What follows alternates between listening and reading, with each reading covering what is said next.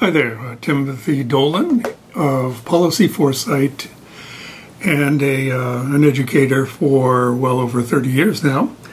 And I wanted to carry on with the theme of instructional technique, and one that I've used now for many, many years. And it's quite simple, quite elegant. I think it's highly instructive among participants, simply to give them an orientation on the topic of values, or more specifically social values that they may identify with. And it's again, I think, an elegant little exercise, one that I usually do very early in a course. One of the things that it has shown me now for, again, many, many years, is that you do get slight variations, slight cultural variations, and you also get some subtle gender variations, which, upon examination, I think shouldn't be all that surprising. But it's an interesting way of raising awareness among participants that even among a relatively homogeneous group, I've used this with entirely Korean participants, participants in northern Iraq, Kurdish region. I've used it in Egypt. I've used it in, of course, the United States in various places, such as Texas A&M International University, the population of Laredo, in which the campus is located, is 97.5% Hispanic. So you have, I think, a definite cultural flavor there, even though it's within U.S. boundaries.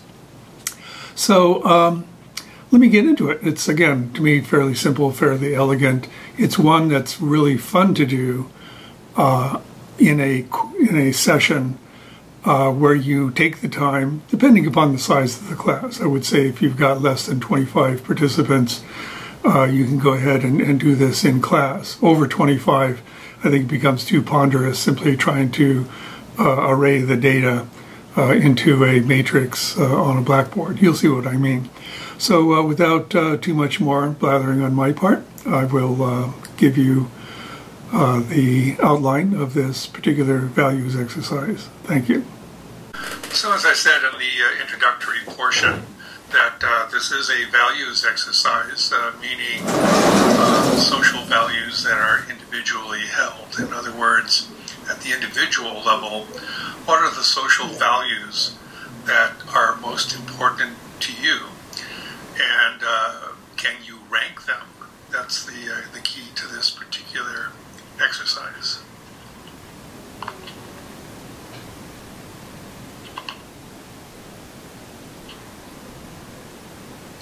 This is the opening paragraph that I use in my exercise as a handout. Of course, you can also have this posted online and have it done by that means.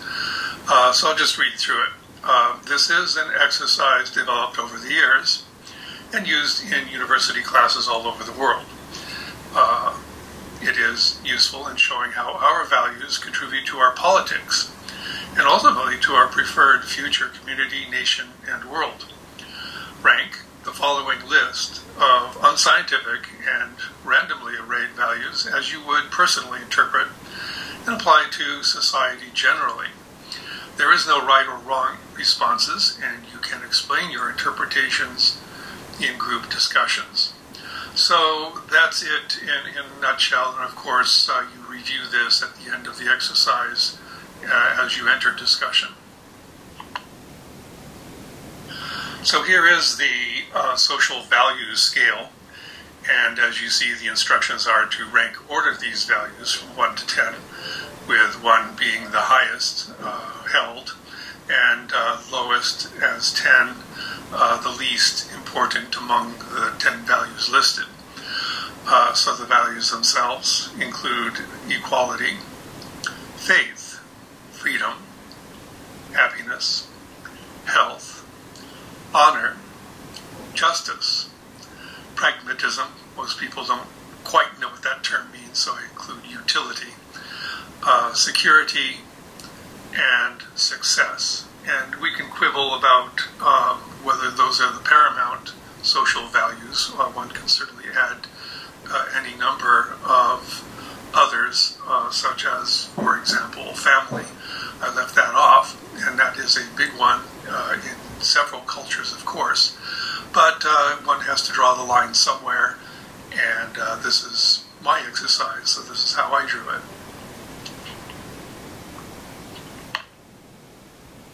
So in class, get the participants to complete the exercise. You don't have to have them turn it in. There's no reason for that. It's not a graded exercise, and these are personal responses. But what you can do is get them to individually, again, depending upon class size, of course. As I've said before, this is really best done with a smaller class. If you've got 25 plus participants, it becomes simply extremely ponderous, and you may just have to sample.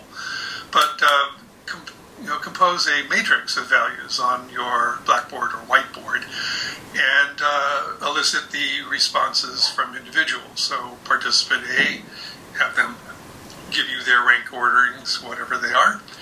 Participant B, and so forth. Hopefully the entire class does participate. And it's well worth showing how diverse the responses can be, both in homogeneous settings and with an array of international students, which I've had in both instances. And it is, to me, personally fascinating. When I did this exercise in Korea with an entirely young Korean participant base, you had still significant variations.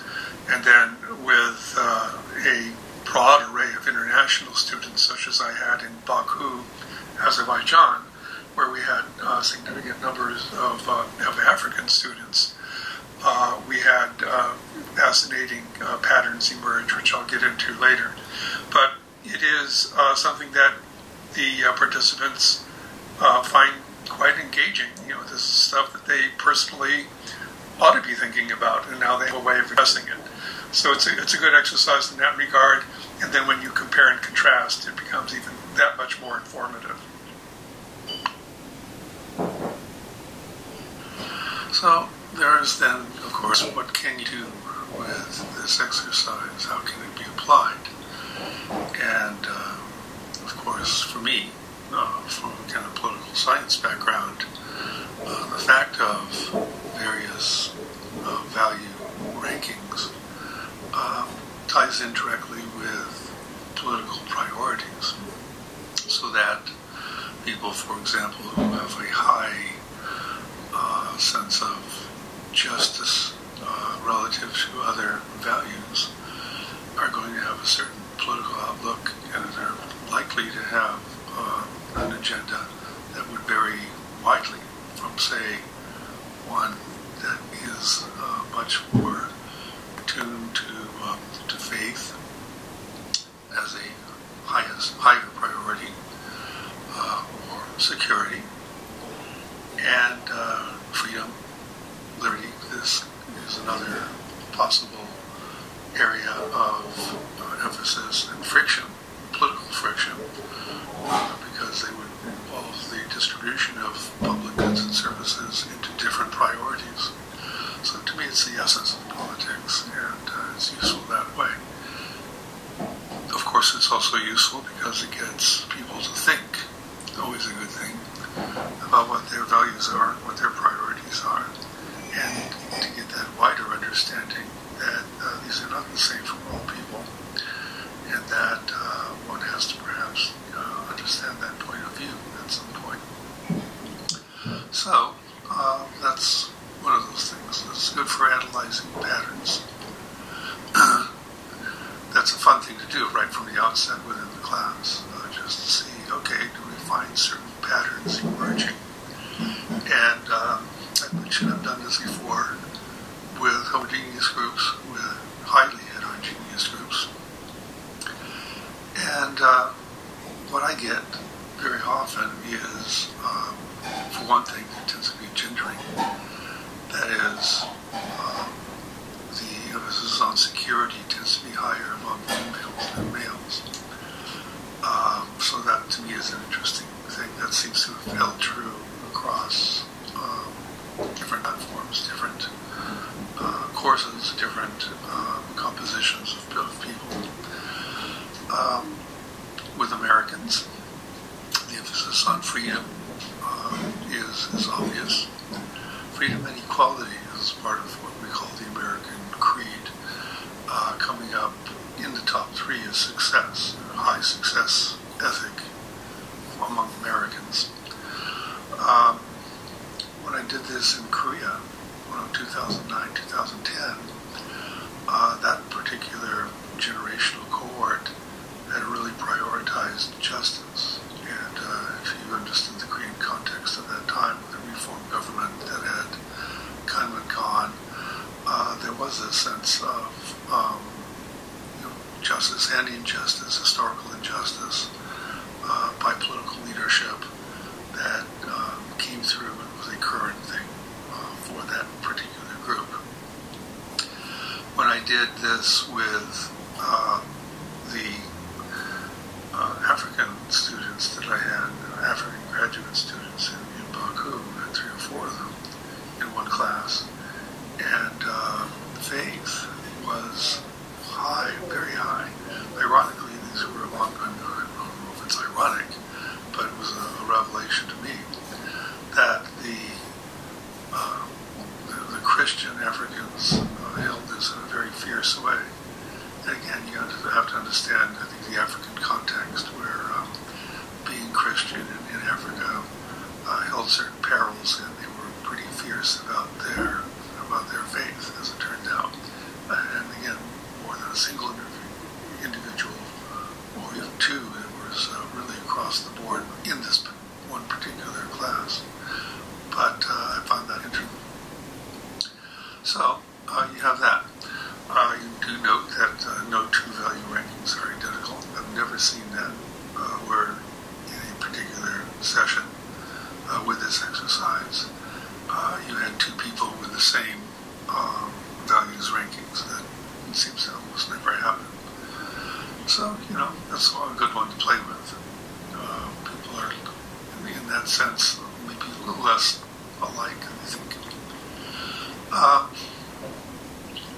So it's good. You can get these comments. You can get a dialogue going again. And people are engaged. This is something they directly participated in, had to think about, had to rank order. And this is a place where you start to get that rationale. Why did they pick what they picked? And they're very keen sometimes to, say, justify their answers. So you let that play out. And again, it can be a real revelation because people interpret these terms in widely different ways. So that's a fun one to kind of let happen in a classroom setting. So you know, possible cultural differences where it's applicable.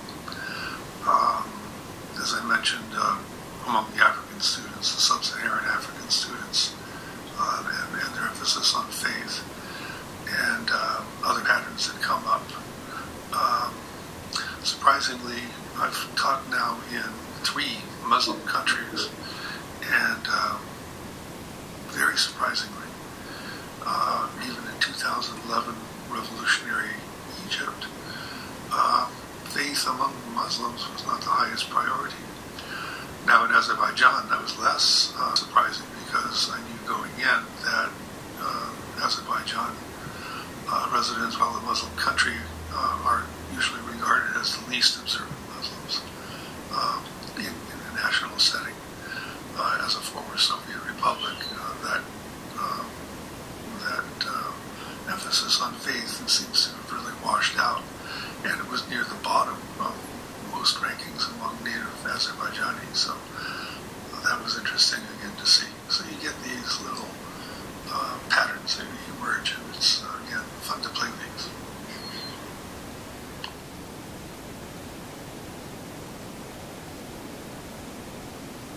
With special attention to this value exercise's relevance to future studies and foresight. That is, we have to understand, I believe, from the get-go, that we are attempting to determine preferred futures. And if doing this, it is important to determine what those preferences actually are, and to understand that there are competing visions, of course, which makes futures a political act as much as it is anything else.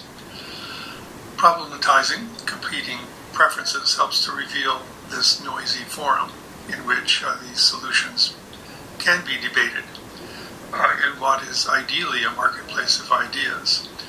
And of course, this can further open up a discussion, probably at more advanced levels, about what the market distortions are. And I think there are many and formidable, including, of course, prevailing paradigms and economic systems and institutional resistance, which I think have always been with us, but have been from time to time overcome. Most notably, of course, with the Enlightenment of the 18th century. That said, we are clearly post-Enlightenment. We've been post-Enlightenment for a while. That leads to perhaps a further debate among colleagues about what the post-Enlightenment paradigm actually is. That discussion, I understand, is ongoing. And once that forum is finally taken up, perhaps we can then have a greater impact in influencing and at least enlightening and throwing a light on these processes that can bring us to better places for all. And with that, Timothy Dolan, again, invitations for comments are most welcome.